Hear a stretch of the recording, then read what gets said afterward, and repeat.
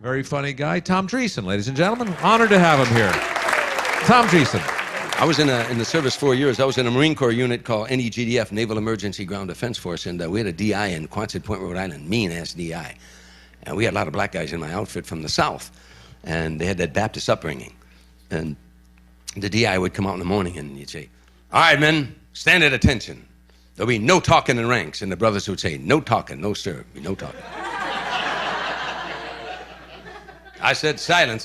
Silence, there'll be some silence in it. "Keep talking, I'm putting somebody in the brig." "Well, put him in the brig, Captain. God damn it, put him in the brig." You're not paying any attention here, are you?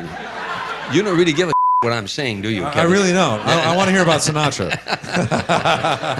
Okay. Opening for Frank Sinatra was unlike anything that... Which one had the glass eye? I think it was Jilly Rizzo had the glass eye. Frank Sinatra's bodyguard had a glass eye. Sammy Davis Jr. had a glass eye.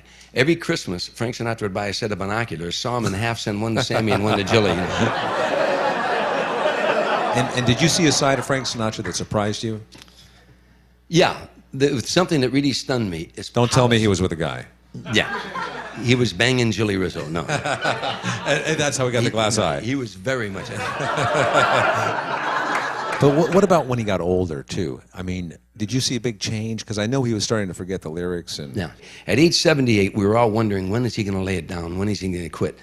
He would have hit and miss nights, but crowds loved him. They couldn't get enough of him. And they were really coming to say goodbye to him. And every city we went to, they were coming to say goodbye, his loyal fans. And one night in the Mark Auditorium, there's like 20,000 people in the arena, and I did my show, and it was a good audience and everything. He went out, he did 3 songs, he was rolling. He got to the 4th song, and he totally blanked on the lyrics. And the orchestra was down in the pit, and they kept playing, not knowing that he was lost. And he started whispering into the microphone, "I'm sorry, I'm so sorry, I'm sorry, I'm sorry." Now, when I saw that happen, I went, "Oh, this is it." We were always wondering, when is he going to lay it down? But this is the night. He's whispering. Now, the orchestra started to realize that he wasn't with them, and they started to wind their instruments down one at a time to an eerie silence in this huge arena. And now he's whispering, "I'm sorry, I'm so sorry, I'm sorry." By that time, I was stage left, and I thought, okay, this is it. You know, he's going to come off stage, and I'm going to say, "Let's go home, Mr. S. It's been a great career, but it's time to go home."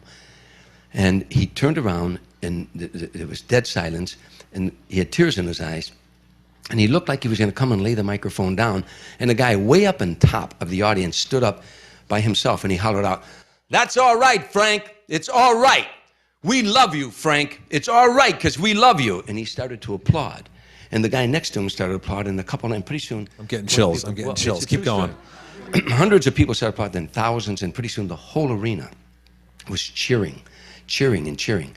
He got to the edge of the stage, and I thought he was going to go home, and he turned around, and he went back to center stage, and they wouldn't stop cheering.